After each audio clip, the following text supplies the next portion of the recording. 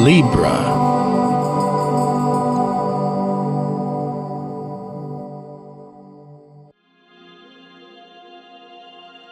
Hello Libra, we have a big month this month here, March of 2013. Last month we spoke a little bit about the stellium that was moving through your 5th house. It has now moved into your 6th house of day-to-day routine. And let me tell you though, you got the Sun, Mercury, Moon, Venus, Mars, and Neptune there. A lot of focus going in on how to set up your day-to-day schedules, routines, or focus may also be pretty much on routines of others around you. It could be your coworkers. Maybe you have to focus on helping them schedule or reschedule or put things together in a new format. Or it may be how you're trying to use your time this month, where you can get a very strong focus on catching up on whatever the deal may be for you. It could be trying to find some extra time in there to work out. It's also the workout house. It is Virgo. And your health. So health issues may be not necessarily a concern. It could be preventative. Really getting on track with what you feel you need to do for your body. You might have been thinking about this for some time, didn't have time, and now it's like here's the green light for that. And also you have then Jupiter in the 9th house for studies, education. Your philosophical outlook might be now opening up and widening somewhat, because now Jupiter is moving ahead again. It's been retrograde from October. On the very last day here of January, it started moving direct, and it takes time to speed up. It's such a big body, so it may feel like it's still been sitting still in February. But now, March, you should start feeling and seeing it taking effect in your life. So if you are in college or some higher institutions of learning, you will see how there's going to be a rush and a better focus, and there might be new things being presented to you, because it is in the sign of Gemini. So it may not just be like one thing you're going to study, it might be two things that you're going to be implementing, because it's in the sign of the twins. Some of you might feel that you're getting a little antsy and itch foot to get out and about traveling. You might be making some plans of where you want to go this year.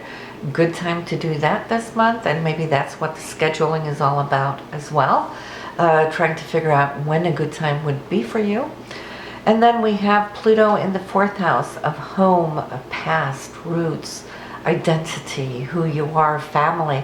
And there might be some very deep changes coming in here for either you personally or somebody in the family. Pluto always comes with a sense of transformation and renewal, so you may see that. It might also be where you're living. You might want to renew some things there or upgrade. And then we have Saturn still in your 2nd house of income, so that might be still a little bit limited.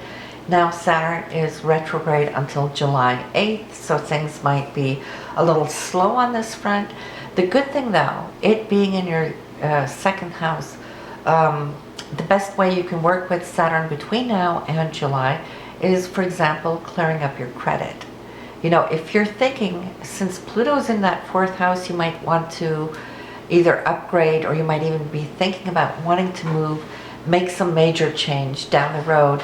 But see, if your credit isn't up to speed, you might have to pay a higher interest rate, and that will cost you thousands, you know, over the next 15, 20, 30 years. So Saturn right now is giving you the opportunity by slowing things down, pulling it back a little bit, so don't let it frustrate you.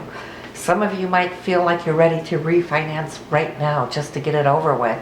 But see, this delay until July is good, because if you clear up your credit, which might take a few months, well, hey, if you can save a point, maybe up to 1.5 points over 30 years, that's a lot of money. Okay, so see it as a blessing. Make Saturn work for you, not against you. He's always there for a reason. So you have the full moon in the 27th in the 1st house. So by the end of the month, Mercury has then gone direct again. So you may see that you'll be harvesting something there from the new moon, which is on March 11th. And it's the new moon is flanked by Venus and Mercury and Mars, all there in the sign of Pisces. So make sure that you put in some good intentions on the 11th so that you can harvest even bigger there at the full moon here on the 27th of March. And it being in your first house, somehow you'll see how this full moon, this harvest is going to apply to you personally. You know, yourself. You might be granting yourself some renewal or something there, which will be great. Now, I have a whole list of dates here, transits coming up for you, which is really exciting. But I first want to thank you for all the comments and feedback. I really, truly appreciate it. And not to mention all the emails from you Libras and the other star signs too, for that matter. And I can't really go in depth to each email that I get from you. So what I'm doing, I'm putting together classes, which we are going to have in March. So make sure you check the link to see if this is something you want to do. But it will give us a full hour, because right here on the tubes, I can only get that much in limited time, always left with wanting to share more, you know, given the time. So check the link down the road here on this video. But let's start. Top of the month here for you, Libra. On the 1st, is, the Sun is sextiling Pluto and it is trining Saturn. That is excellent. That's you having good talks with powers to be, with authorities also. It's Saturn. So if you're trying to put something into place, this is time to do so. You can come across with a lot of support from superiors, the higher ups. It could be bosses, it could be seniors, it could also be parents for that matter, or which Saturn also does represent. But it could also be your own inner sense of authority, which is going to come across here on the 1st. And then on the 4th, I see talks between Mercury and the Sun. So you're coming across very clearly. It's not muddled at all. And I see you putting out some concerns of how you want to structure things when it comes to finances in a little different light, little alteration there. And you can do this. You might just be thinking it there on the 4th. Because if you can hold off and not express it on the 4th, the 6th would be a better time. Because then that same Venus, which rules money and values that are important to you, will be sextiling Pluto, and boom, you can have that talk very directly, very clearly. It's sextiling Pluto, trining Saturn, so they're going to be supportive to hear what you are presenting. Anything you present here from this is going to affect you, your financial situation. It will also affect you and your home situation. So if you're thinking about doing anything there, like I said, with refinancing or getting a loan or asking for a raise, anything financial, wait for the 6th. Also because you're going to be able to communicate without sharp edges. You know, if you do it on the 4th, there might be a little bit of a sharp edge. But on the 6th, that Mercury, which rules communication, will be conjuncting Venus. So you're going to come across very, very pleasant, very charming, not edgy at all. And it's also giving you a lot of, what should I say, grounding energy here with your Saturn, the sense of research that you've put into this. So they're listening. They'll know that you know what you're talking about. And so it will be both received and supported there, 6th and 7th. And then it's going to be a quiet time. So very busy, push through that first week of March. And then for 2.5 weeks, not much going on. I call it the quiet time coming in. There's not really a lot of aspects going on in your solar chart. Could still be in your birth chart, which is a totally different deal. The only thing we're going to see until the 26th is the new moon on the 11th and Mars moving into Aries, which is your area of partnership or your spouse, your significant other. On the 11th, Venus is going to follow right in behind it, also into the 7th house of partnership or your significant other on the 21st. Then, the 26th, we have Mars and Jupiter sextiling, meaning that there's a green light somewhere coming to you, allowing you to move forward with your actions, your goals and ambitions.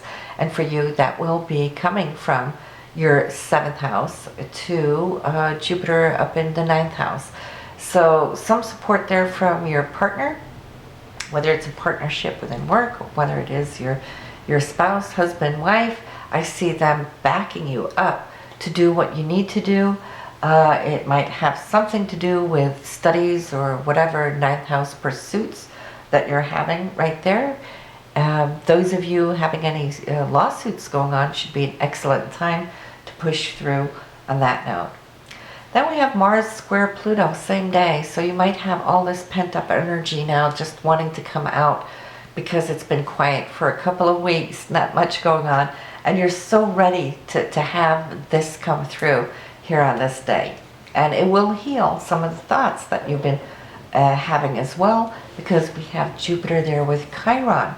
So you might in this quiet time be weeding out certain things that could have been a little painful or hurtful in the past, looking at them or just observing what they have done to you, and now you can just yank it right out.